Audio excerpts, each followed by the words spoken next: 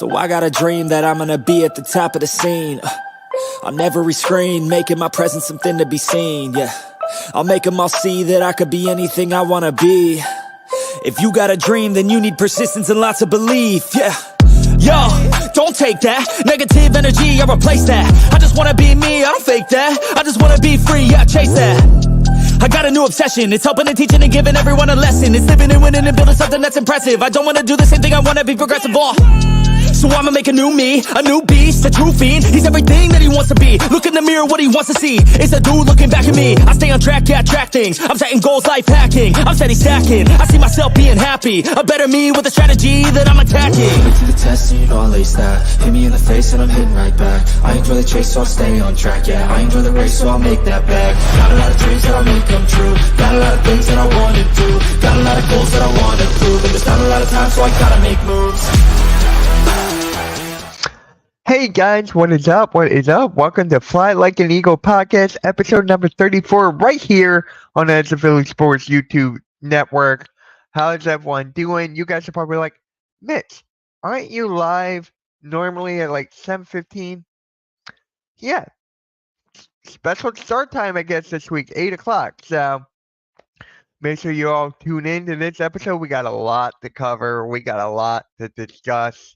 And go Birds, like I always say. But first, if you're new here, you're new to the YouTube channel, please hit that like, hit that subscribe, and share it out. It is all free, guys. It is free to do all that. And if you're listening on audio platforms, please hit the like, leave a rating, follow us on all social media platforms. If you're on the Facebook, please hit that like. And if you're on Twitch, follow us on Twitch, man. Follow us on Twitch. We're basically a 24/7 YouTube network. So you don't want to be missing anything. Make sure you guys hit that notification bell. Because right after this, we got the attacking third who's ever a Philadelphia Union fan. That is right. We got the Philadelphia Union. So make sure you guys stay tuned for that. Right after Fly Like an Eagle, episode 34. Now, let's go right into the chat. What is up, Daniel? What is up, my guy? Thank you for tuning in. Thank you for stopping by. And thank you for showing support right here on Edge of Philly Sports. All right. So, what I'm about to oh my God, I can't speak. What I'm about to discuss with you guys, you're like, okay, let's hear it. All right. I want to talk about the offensive line. Let's start off with the offensive line, right? People have been talking about like Jason Kelce not being there. People are questioning the right guard position, right tackle with Tyler Steen. People are questioning that left and right.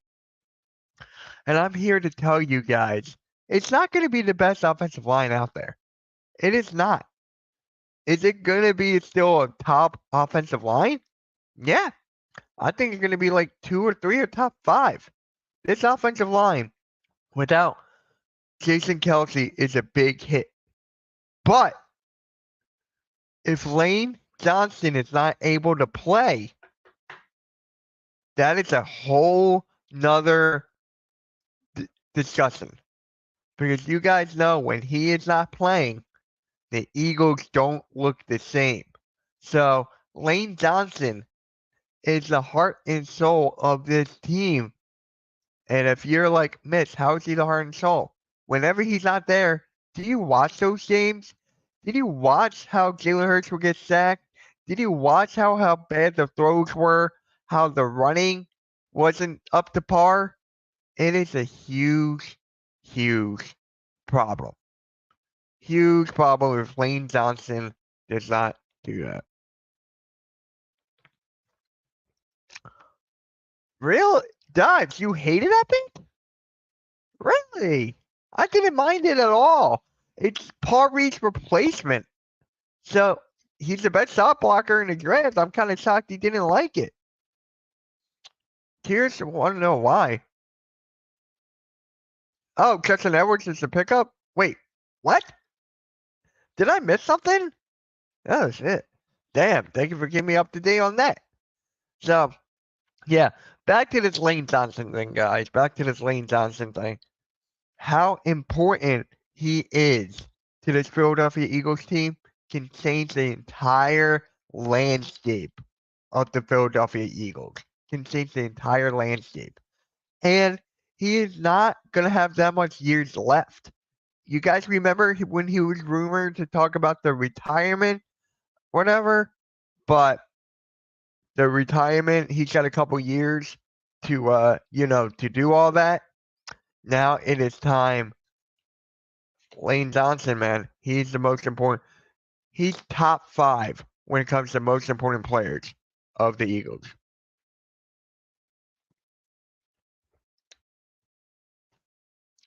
Lane Johnson, man, best top 5 most important player. Justin Edwards undrafted free agent until we got. Wow, I didn't even hear that. Was a reach. You think that was a reach? Okay, all right. I'm here to have that conversation with you. I like the pick. I really do. Eagles draft was definitely better than the Sixers draft. You can make that argument. You can definitely make that argument. I would agree to that. I would definitely agree to that. Daryl Morey cannot draft like Howie Roseman has been drafted in the last couple of years. The one time Daryl Morey has been perfect or the best draft pick was Tyrese Maxey. How many great draft or terrific draft picks has Howie Roseman made? How many draft picks? Like, we can go down the line here. We can go down the line how good Howie Roseman has been as of late. He's going all in and he's getting all the right pieces from the big schools, Georgia, just all those guys, man. Quinion Mitchell changing history. When was the last time we drafted a corner? What was that, like 2002, 3, 2001? Around that time? So Howie Roseman changed history. He changed history for the Philadelphia Eagles. I don't see Daryl Morey changing history at all. I don't see it whatsoever. I have no faith, no trust in Daryl Morey. I have more trust in Howie Roseman.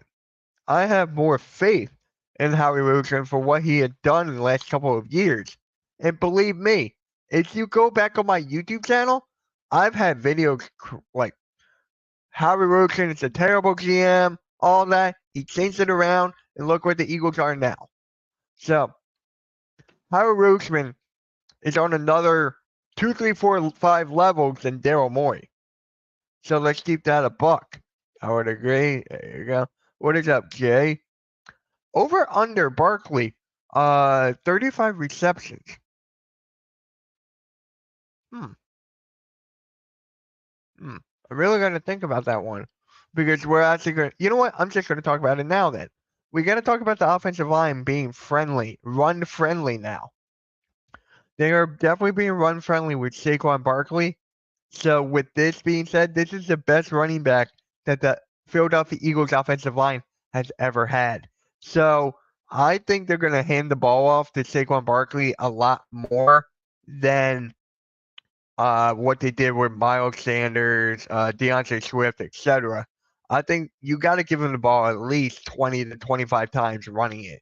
So I'm going to go under on this. I'm going to go under because you have A.J. Brown, Devontae Smith. We're going to talk about Dallas Goedert later on in this show. So I'm telling you guys, it's probably going to be under. I'm thinking under. Run the rock. That's exactly it. We have the top 5 or top 1 running back in the league when healthy. This team, I said this last week on Fly Like an Eagle. I said this a week before. I said this multiple times. This Eagles team is built to perfection for Saquon Barkley. When he played for the New York Giants, did he have a great offensive line? No. Did he have great wide receivers to catch the ball? No. Did he have great tight ends? No. Did he have a great quarterback? No. Did he play on a terrible field? Yes. This field, Lincoln Financial Field, is pretty much one of the best fields ever to play on in the NFL. and Saquon gets to play there all the time, and he only has to go to MetLife once. Once. But there's still one thing that questions me. Still one thing. Saquon's injuries, are they going to linger? Are they going to linger? Are they going to keep on showing up time and time and time again?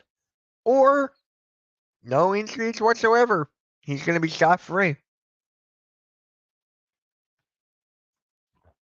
Not a lot of people are talking about that, guys. Not a lot of people are talking about that, but yeah. Not a lot of people are talking about that. So this is the best fit for Saquon Barkley. I cannot wait for the season. I can't wait for training camp. What was it, like 28 days, give or take? We're going to cover training camp all throughout this off season right here on Edge of Philly Sports. Make sure you hit that like, hit that sub, and hit the notification bell right here on Edge of Philly Sports. And go check out our website. The link to the website, it is in the description. What is up, Michael? How's it going, man? I hope Saquon plays all 17 games. But if I'm a betting man, Saquon plays 14. I can see a couple of games towards the end of the season where they're like, okay, we'll just put him out. We'll just not put him out. We'll take him out, have him rest. Like to the New York Giants at the end. Like, there's a couple of games where you could just have him rest, have him not risk anything. So I could definitely see that. I can even argue 15 games. Like 14 to 15, around that range. That's a very good point, Michael. A very, very good point. I haven't actually thought about that, so appreciate that. Tony Pollard had over 35 receptions under Kellen Moore. So was that with CeeDee Lamb, right? That was with CeeDee Lamb and the other wide receivers. So I don't know. Like, maybe he can have 35 receptions, maybe over. It just depends what the schemes are going to run. And Kellen Moore likes to use the middle of the field. So if they can get Saquon Barkley the ball in the middle of the field, I'm all for it. I am all for it. Maybe 35 receptions. I can see 35 to 30, like 30 to 35. I can go around that range. But for me, honestly, I see him running the ball more. I'll smash the okay, you're taking it over? I have to think about the whole thing. I got to do research. You guys will find out my answer next week on July 4th. July 4th next week will be Fly Like an Eagle.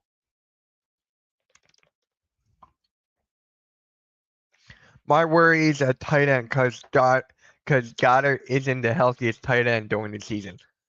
That's a great segue, man. That's a great segue. But first, we got to run a quick ad, and then we'll be right back. Because David Archeri, you better give Dallas Goedert the ball, or David Archeri is going to put you behind bars. If you get hurt at work, in a motor vehicle accident, personal injury, or affected by criminal law, you call David Archeri of the Cherry Firm. Cherry Law Firm is here to fight for you and get what you deserve. Cherry Injury Law is a dedicated, well-established personal injury law firm built on the promise of aiding the seriously injured throughout the state of Pennsylvania.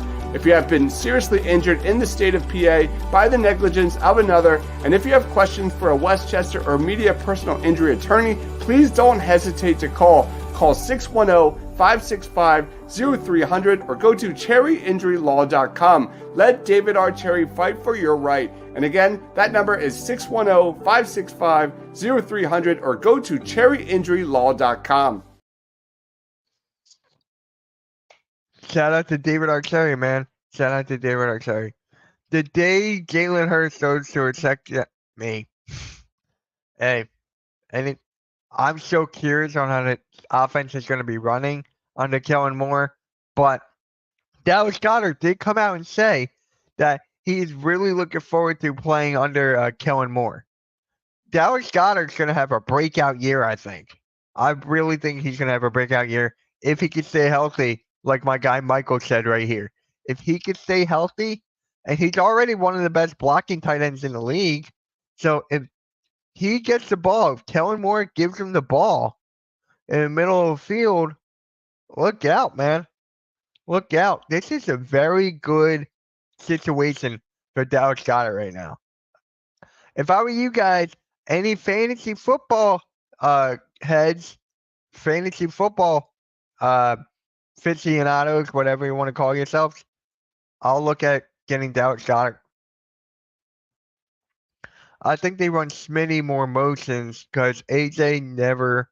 Oh yeah, AJ never a problem when he gets pressed. Yeah, I can honestly see that. I can honestly see him being motioned. I can see him going to the slot at times. I can see him going to the outside. All that. Who's the backup tight end? Isn't it Albert O? No, it's Calcaterra. It's Calcaterra, the backup tight end. Then you still got Albert O. So I am a fan of Calcaterra, but obviously we could have done better for the backup tight end. I'm giving it a sack, man. I'm giving it a sack. Oh, I thought it was Calcaterra. I forgot about oops. Oh my god. So we can't do better. We've done better than not Kellen Moore. Then we've done better than Calcaterra. Okay. So we got 4 tight ends now. So we got 4. We got Goddard, Uchma, Calcaterra, and Alberto. We got 4 tight ends now. All right. Okay, but hey, look at Kellen Moore and Dallas Goddard a lot this season. A lot during his off season or during the NFL season. It is still a major question mark. It's not exactly our best position right now. It is still one of the weakest positions right now on the offensive side of the ball. So if you look at the offense, right, on paper, you got Devontae Smith, you got AJ Brown, Devontae Smith, Saquon, Jalen Hurts, offensive line. It's still in question, yeah. And then the wide receiver 3. What do you guys think is going to happen with the wide receiver 3? The whole thing with the wide receiver 3. Is it a must? Is it really a must for the wide receiver 3? Like, people are panicking about the wide receiver 3 position, the slot. People are panicking. So, for me, I'm just like, ugh. I don't think it's a major thing like a backup tight end is, like the tight end group. I think tight end group, it's more of a need than wide receiver 3. So, for me, honestly, that's a really under Kilmore, absolutely. We're going to see a ton of bunch stuff. Sorry, guys, hold on. Under Kellen Moore, absolutely. We're going to see a ton of bunch sets with the wide receiver 3 on the field at all the time. Okay, I can understand that. But to me, it's not real. Is it really a big need? Like, it's a big need? Because our wide receiver 3, who is it? The running back? Not the running back. The wide receiver we drafted. Let me look it up on ESPN depth chart. Let's see here. So right now they have Paris Campbell at the 3. They have Paris Campbell at the 3. I'm okay with that. I am honestly okay with that. Could have done better, yeah. Who would you want the Gunners? Give me Isaiah at the corners. Isaiah Rodgers and Sidney Brown. You know who I want at the Gunners or corners? If I can understand that. I would love Quinion Mitchell there, but Isaiah Rodgers, if he gets the spot, I'm all okay with. I'm all okay. So, yeah, those are fine. I just want Bradbury out. I just want James Bradbury gone.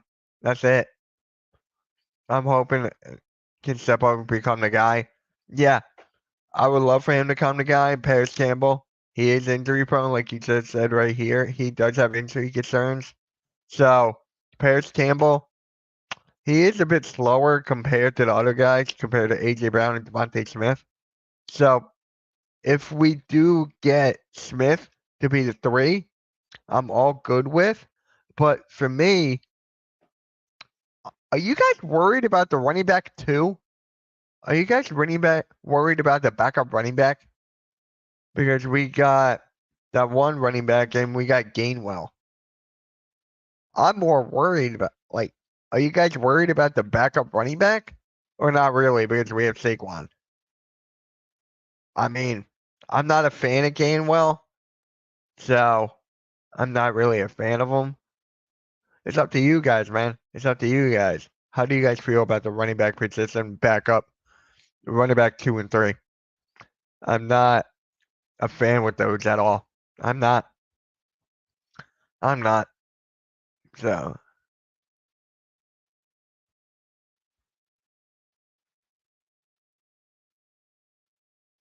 yeah. So, if you want to remember how I was talking about Lane Johnson a while back in the beginning? So, I'm not worried. I'm more worried about the safety. Reed is at best as a number 3. Bring me Justin Simmons. That's the thing. Where is Justin Simmons, bro? Where is he? Like, I know we're okay. Let me rephrase that. Why is no one making a move on him? Why is no one going out and signing this guy? Is there something I don't know about? Is there something that, like, I don't know about?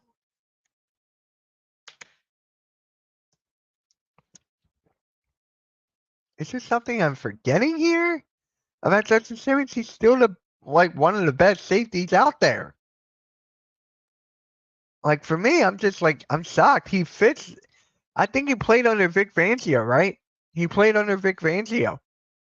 So for me, bro, I would love to have Justin Simmons. I am a fan of Reed Blankenship, though. I know that's kind of like a hot take. I am a kind of fan of Reed Blankenship with his, impactful interceptions and big time plays that he has made.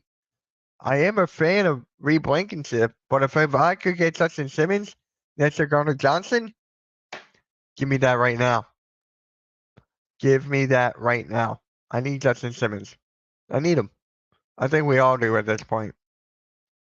But with the running back too, I'm still like, I don't trust Gainwell. I don't really like Gainwell. I don't really like Gainwell, so just need to go out and get someone, but I agree with Dives on the safety spot. I agree with them on the safety spot. So when I was talking about Lane Johnson, right? Yeah, I was talking about Lane Johnson. He actually came out and said that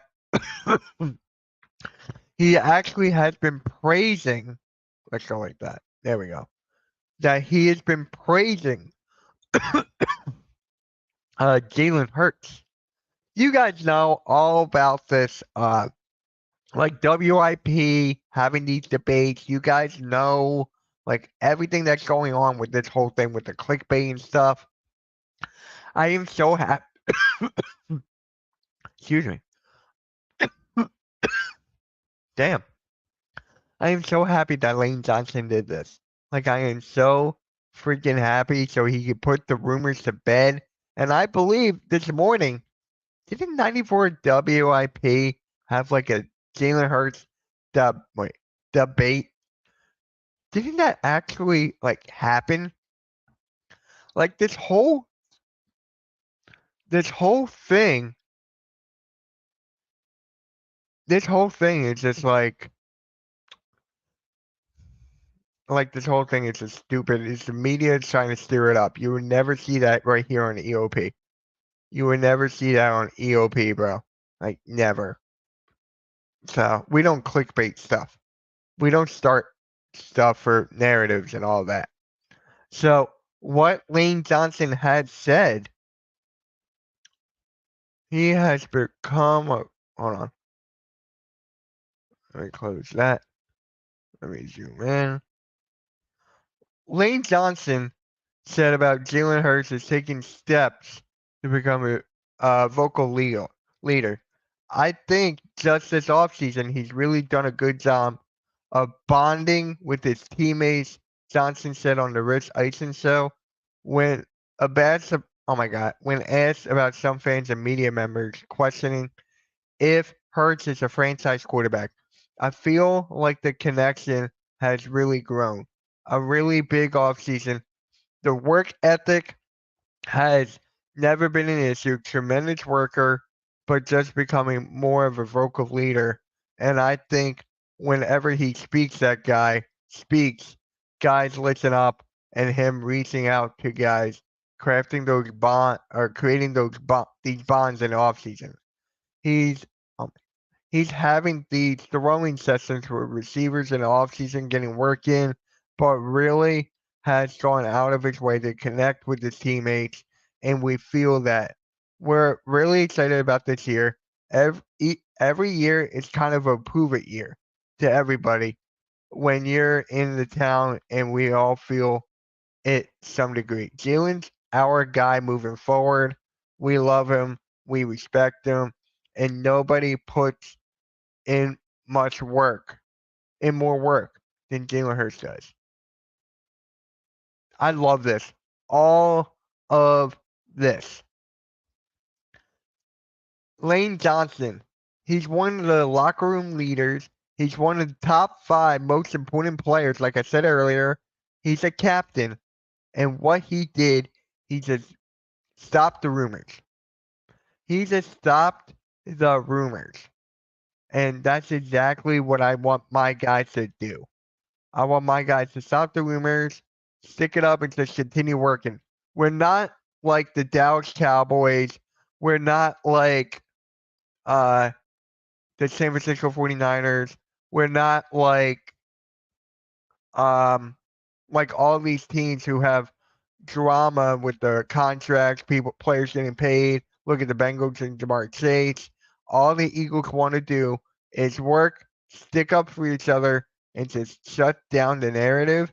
And that is exactly what Lane Johnson did right here. He praised Jalen Hurts to the media on the Rich Eisen show. He's done a great job and an outstanding job of sticking up for Jalen Hurts, saying all of his work and everything. I am happy that Lane Johnson said this. I am beyond happy. Because this offseason, guys, has been like all about the media and clickbait. This media all like can't just stop. They always got to do more. It's the way they make their money, and I get that. Props to them. But it's just like this clickable stuff. They don't like it. Remember what AJ Brown did a couple months ago? He actually went on their show and he was like, "Who gave you those rumors? Who told you that? Talk to my face. Say this to my face. Who said that? Who said this? Who's your source?"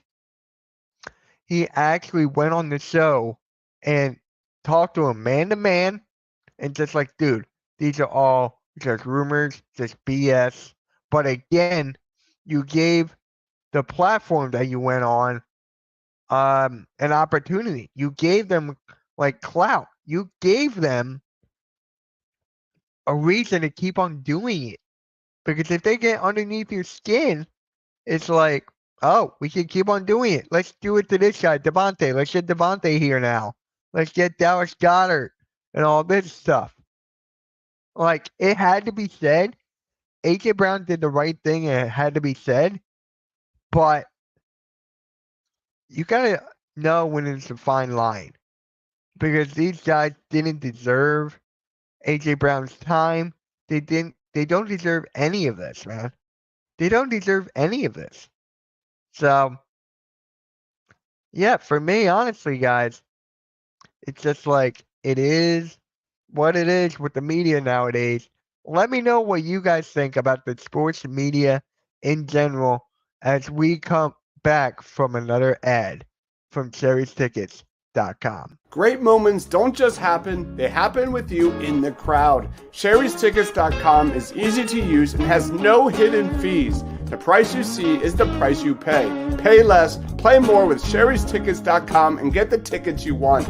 Save even more by using the exclusive promo code EOP10 and share an experience that will live on. Don't pay hidden fees and save 10%. Why use any other ticket reseller and get those hard to come by tickets to the big game? If you need a more personal touch, give them a call at 610-494-5050. Sherry'sTickets.com also has great theater and concert tickets that are hard to get your hands on. Remember, don't overpay with the rest and save with the best at Sherry'sTickets.com. For that next great moment, save 10% by using the promo code EOP10. Great moments start at Sherry'sTickets.com.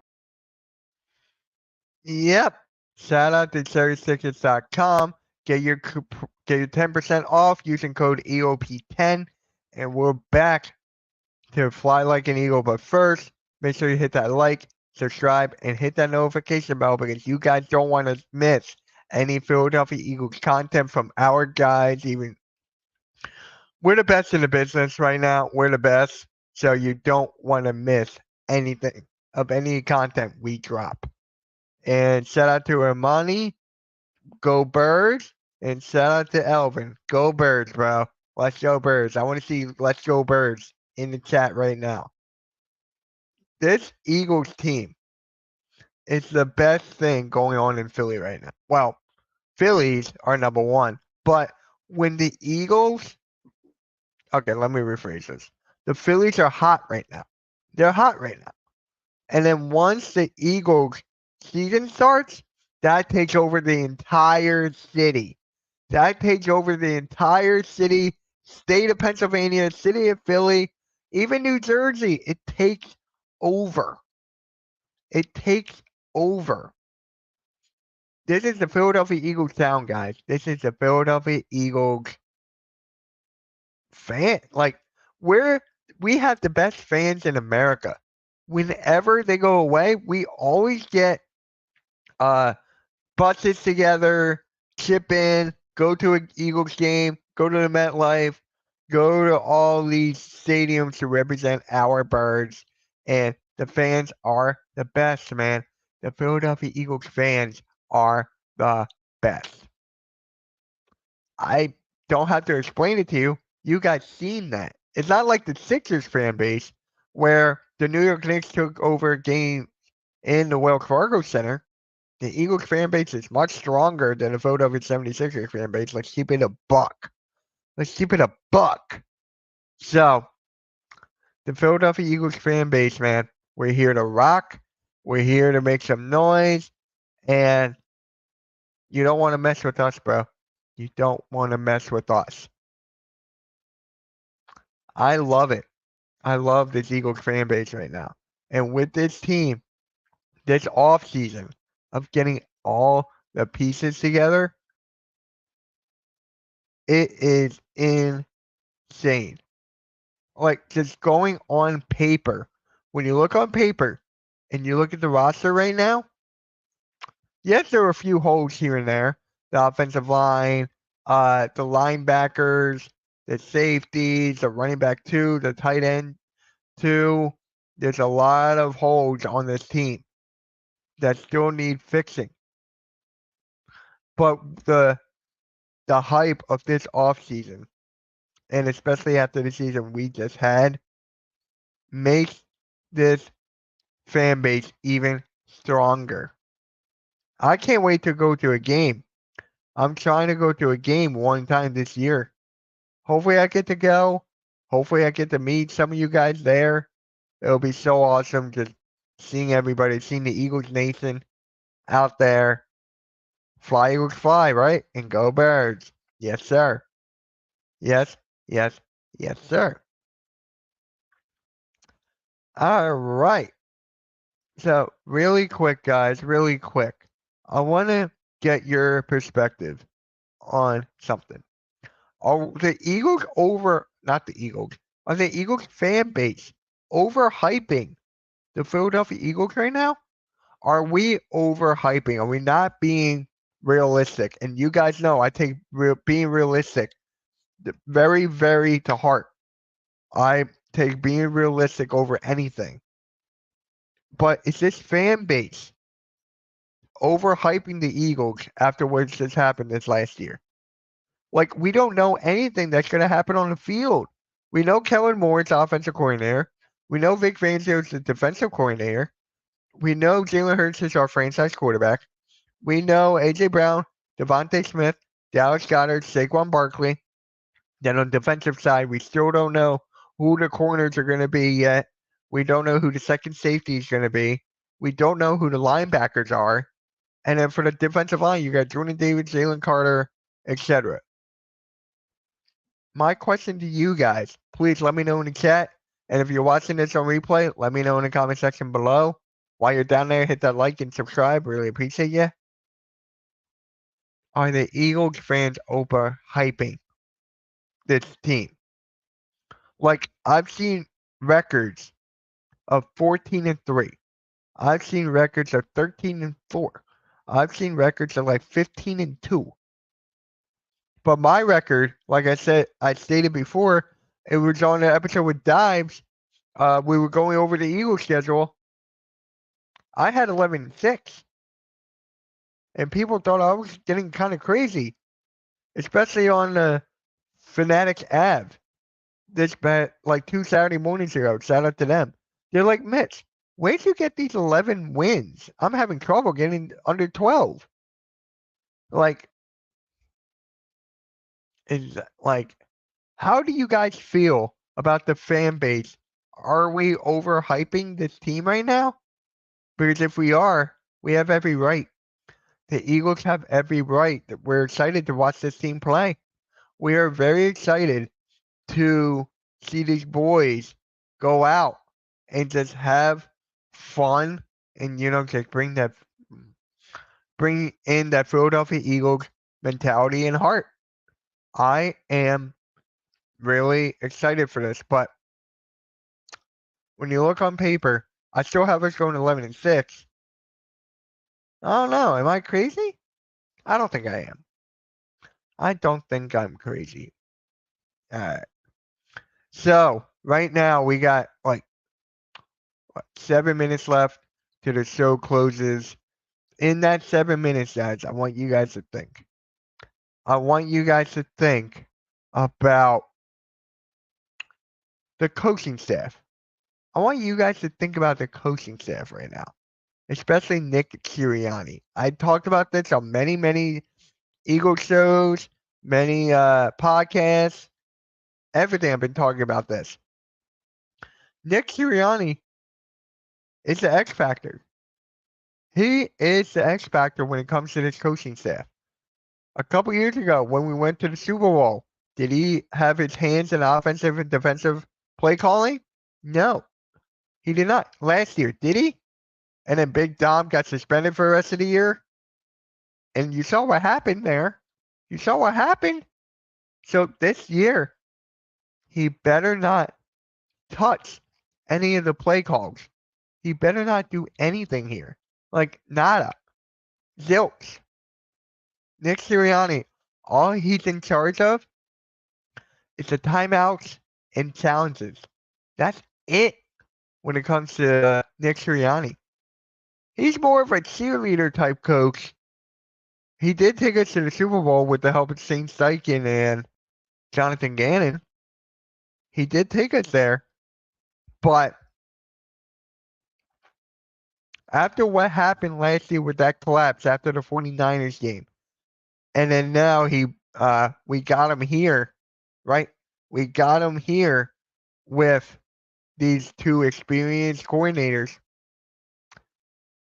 If I were him, just hang out with Big Dom and let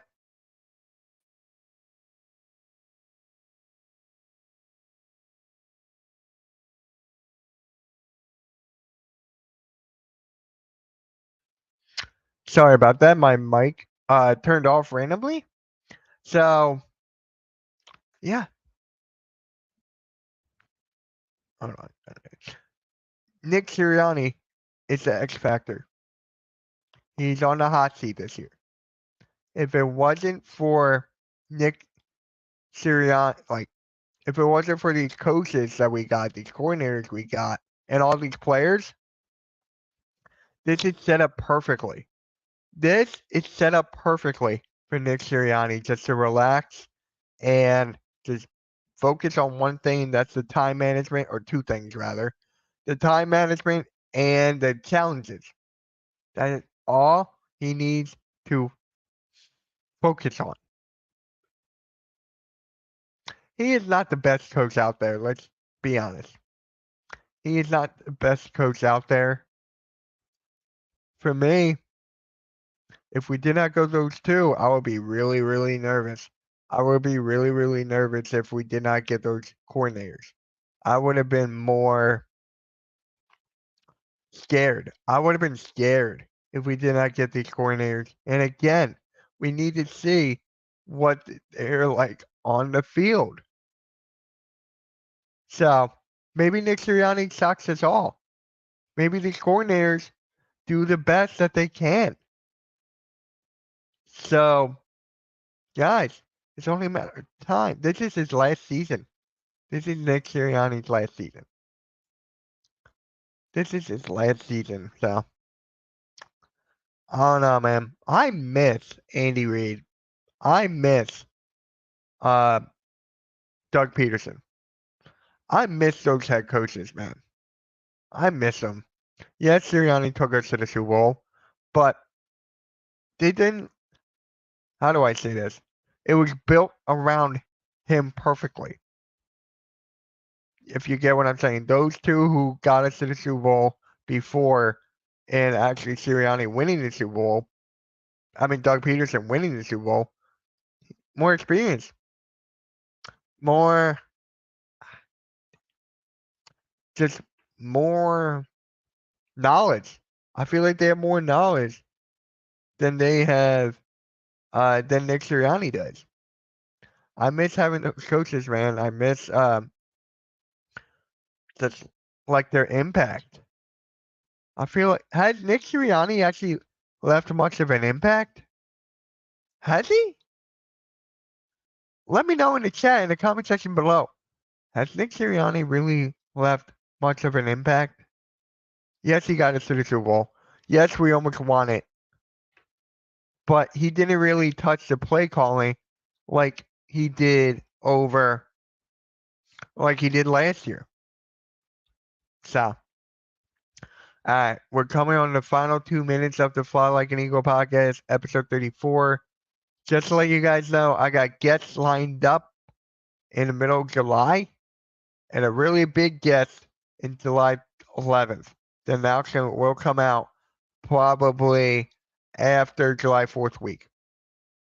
That week will be a very, very big guest on the Fly Like an Eagle podcast right here on Edge of Philly Sports. You're not going to want to miss it. So for that, make sure you hit the notification bell. Hit the like button. Hit the subscribe button. Share it out on all social media platforms. Help us grow. We're almost at 14K, people. Help us grow.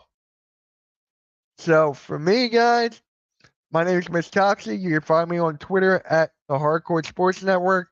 You can find me at Miss Toxie. And we got all this stuff cooking for the Fly Like an Eagle podcast. So with that being said, again, make sure you hit that like, hit that sub, and hit that notification bell. And I'm out. See you guys next week for July 4th. Go Birds.